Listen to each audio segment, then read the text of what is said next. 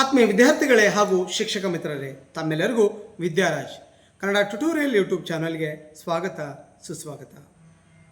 ಇಂದಿನ ತರಗತಿಯಲ್ಲಿ ನಾವು 10ನೇ ತರಗತಿಯ ಸಿರಿಗನ್ನಡ ಪ್ರಥಮ ಭಾಷೆ ಕನ್ನಡದ 2ನೆಯ ಪಾಠವಾದ ವ್ಯಾಘ್ರಗೀತೆ ಎನ್ ಮೂರ್ತಿರಾವ್ ಅವರು ಬರೆದಿರುವ ವ್ಯಾಘ್ರಗೀತೆ ಎನ್ನುವ ಪಾಠವಾದ ಮುಂದುವರಿದ ಭಾಗವನ್ನು ನೋಡೋಣ.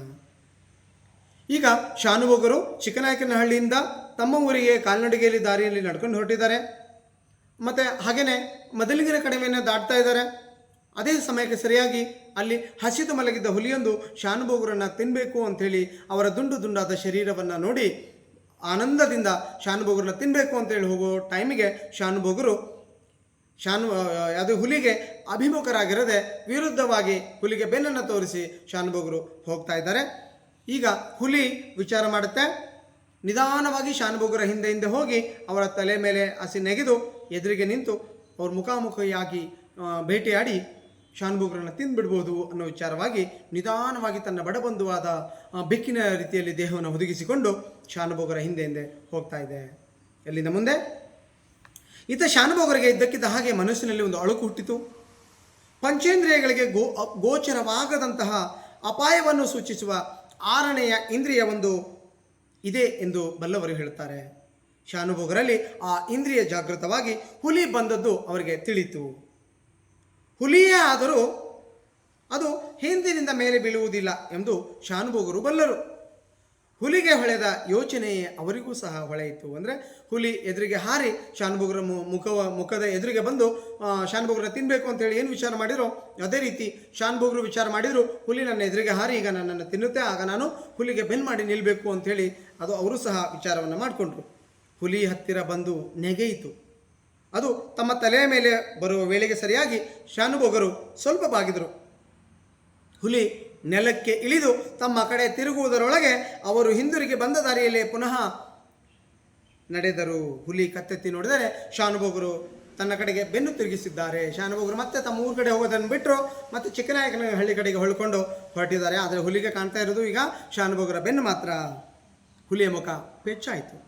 ಆದರೆ ಶಾನುಭೋಗರ ವಿಷಯದಲ್ಲಿ ಮೆಚ್ಚುಗೆಯೂ ಆಯಿತು. ತನಗೆ ಎದುರಾಳಿಯೇ ಸಿಕ್ಕಿದ ಎಂಬ ಮೆಚ್ಚುಗೆ, ತಿಂದರೆ ಇಂಥವನ್ನೇ ತಿನ್ನಬೇಕು ಎಂದ್ಕೊಂಡು ಮತ್ತೊಂದು ಬಾರಿ ನೆಗೆಯಿತು. ಈ ಸಲವೂ ಹುಲಿಗೆ ಕಂಡದ್ದು ಶಾನುಭೋಗರ ಬೆನ್ನೆ. ಅದಕ್ಕೆ ಒಂದು ಕಡೆ ಹಸಿವು, ಮತ್ತೊಂದು ಕಡೆ ಸ್ವಾಭಿಮಾನಕ್ಕೆ ಧಕ್ಕೆ. ಇಂಥ ಧಕ್ಕೆ ಬಂತಲ್ಲ ಎಂಬ ಯೋಚನೆ. ನಾಳೆ ಇತರ ಪ್ರಾಣಿಗಳ ಎದುರಿಗೆ ತನ್ನ ಗೌರವ ಎಷ್ಟಕ್ಕೆ ನಿಂತಿತ್ತು, ಮೇಲೆ ಬಿದ್ದು ಬಿಡಲೇ ಎಂಬ ಯೋಚನೆ ಅದರ ಮನಸ್ಸಿನಲ್ಲಿ ಹೊಳೆದು ಹೋಯಿತು. ಕ್ಷಣಕಾಲ ಅದರ ಮನಸ್ಸಿನಲ್ಲಿ ಗೊಂದಲ ಉಂಟಾಯಿತು. ಯಾವ ಗೊಂದಲ ಅಂದರೆ, ಆದರೆ ಈ ಗೊಂದಲ ಕ್ಷಣಕಾಲಕ್ಕಿಂತಲೂ ಹೆಚ್ಚಾಗಿ ನಿಲ್ಲಲಿಲ್ಲ. ಯಾಕೆಂತಂದರೆ ಅದು ಸದ್ವಂಶದಲ್ಲಿ ಜನಿಸಿದ ಹುಲಿಯಾಗಿತ್ತು. ಅಂದರೆ ಒಳ್ಳೆಯ ವಂಶದಲ್ಲಿ ಹುಟ್ಟಿದ ಹುಲಿ. ಯಾವ ವಂಶ ಅಂತಂದರೆ, ಖಂಡವಿದೆಕೋ ಮಾಂಸವಿದೆಕೋ ಗುಂಡಿಗೆಯ ಬಿಸಿ ರಕ್ತವಿದೆಕೋ ಚಂಡವ್ಯಾಘ್ರನೆ ನೀನಿದೆಲ್ಲವನ್ನುಂಡು ಸಂತಸದಿಂದಿರು ಎಂದು ಹಾಡಿ ಹೊಗಳಿದ ಆ ಪುಣ್ಯಕೋಟಿಯನ್ನು ತಿನ್ನದೆ ಆ ಪುಣ್ಯಕೋಟಿ ಮತ್ತೆ ಮರಳಿ ನನ್ನನ್ನು ತಿನ್ನು ಎಂದು ಬಂದಾಗ ಆ ಪುಣ್ಯಕೋಟಿಯನ್ನು ತಿನ್ನದೆ ತನ್ನ ಪ್ರಾಣವನ್ನೇ ತಾನು ಕಳೆದುಕೊಂಡಂತಹ ಹುಲಿಯ ಮೊಮ್ಮಗ ಯಾವುದಾಗಿತ್ತು ಅಂದರೆ ಈಗ ಶಾನುಭೋಗರನ್ನು ತಿನ್ನುವಂಥ ಹುಲಿ ಆಗಿತ್ತು. ಆ ಪವಿತ್ರ ಕಥೆ ಸುವರ್ಣಾಕ್ಷರಗಳಲ್ಲಿ ಲಿಖಿತವಾಗಿ ಇಂದಿಗೂ ಹುಲಿಗಳಿಗೂ ಹಸಿಗಳಿಗೂ ಪ್ರಾಯವಾಗಿಲ್ಲವೇ? ಅಂಥ ಹುಲಿಯ ಮೊಮ್ಮಗನಾಗಿ ಹುಟ್ಟಿ ತಾನು ಅಧರ್ಮಕ್ಕೆ ಕೈ ಹಾಕುವುದೇ ಎಂದುಕೊಂಡಿತು.